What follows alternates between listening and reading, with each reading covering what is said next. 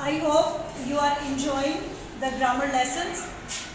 Please subscribe my channel, like, comment and share. Today our new topic is future continuous tense and we have to change its active voice into passive voice. सबसे पहले we have to recognize the tense of the sentence कि आपको जो जुमला दिया गया है वो कौन से टेंस का है. आप किस तरह से ये मैंने जुमला एक लिखा है, how will you recognise that it is the sentence of future continuous tense. क्योंकि जब तक आपको टेंस का पता नहीं चलेगा आप एक्टिव से उसको पैसिव में तब्दील नहीं कर पाएंगे, आप तुक्का लगाएंगे या आप गलत करेंगे. इसलिए सबसे पहले टेंस की सही पहचान आपको होनी चाहिए. तो जैसे आप देख रहे हैं कि शैल बी, मैंने जुमला लिखा है I shall be reading a book. इसमें हेल्पिंग वर्ब है शैल बी और वर्ब की फर्स्ट फॉर्म और उसके साथ आईएनजी. तो ये हमारा सेंटेंस बन गया I shall be reading a book. ये एक पॉजिटिव सेंटेंस है. अब इसको पैसिव में किस तरह से चेंज करेंगे. पहले we recognised the tense, now we have to recognise the words position. What is the subject, what is the verb, what is the object and what is the helping verb. So here I is the subject, shall be is the helping verb, reading is a verb and a book is the object. We have to recognize the word's position and we have recognized now. In the next step we have to change the places of subject and verb object. So I will be placed on the place of object and object will be used as a subject. So we will change the places. Our book is here on the place of subject.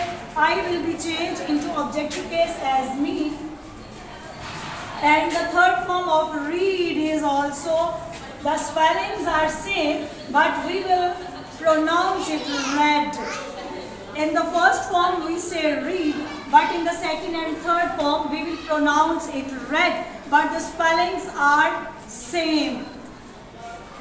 A book, read is the third form and helping verb we will use according to a book. Will being. A book will being read by me. तो ये जो हमारा tense है, sentence है I shall be reading a book, when it will be changed into passive voice. तो ये इस तरह से होगा a book will being read by me. जब हम इसका नेगेटिव बनाएंगे तो क्या लिखेंगे. she will be eating, sorry, she will not be eating potato. सबसे पहले हमने इसको पहचान लिया कि ये कौन से टेंस का जुमला है. ये आप देख रहे हैं कि will और be के दरमियान में नॉट है और ये हमेशा ऐसे ही आएगा. हमने पोजीशन चेंज की. पोटैटो हमारा शुरू में आ गया, सब्जेक्ट बन गया, शी हर बन गया. ईट की थर्ड फॉर्म हमने ईटन लगा दी, यहाँ हमने बाय लगा दिया और विल बीइंग ये लिख के तो इनके दरमियान आपने नॉट लगाना है. तो ये आपका सेंटेंस बन गया potato will not being eaten by her. ये आपका बन गया नेगेटिव सेंटेंस, एक्टिव से पैसिव में. अब हम बनाएंगे इसका इंट्रोगेटिव सेंटेंस यानी सवालिया जुमला. Will he be plucking flowers? Will he be plucking flowers? ये है आपका इंट्रोगेटिव सेंटेंस. किस तरह से तब्दील करेंगे. सबसे पहले सब्जेक्ट वर्ब ऑब्जेक्ट को आप देखेंगे, फिर उसकी प्लेसेस चेंज करेंगे. फ्लावर्स हमने स्टार्ट में लिख दिया, ये हिम बन गया, ही जो है सवालिया निशान लगा दिया. प्लक लिख दिया हमने, यहाँ हमने बाय लिख दिया. चूँकि फ्लावर्स है इसके मुताबिक विल आ जाएगा. हेल्पिंग वर्ब वो हमने स्टार्ट में लिख दिया. आप जो बीइंग लिखना है वो हमने यहाँ पर लिख दिया. तो ये हमारा सेंटेंस बन गया will flowers being plucked by him. जब हम इसका नेगेटिव इंट्रोगेटिव बनाएंगे तो यहीं पर हम इसी को चेंज करेंगे. will he not be plucking flowers. जब हम इसको तब्दील करेंगे, ये हमने इंट्रोगेटिव को तब्दील किया हुआ है, जस्ट हम यहाँ पर नॉट लगाएंगे, विल फ्लावर्स,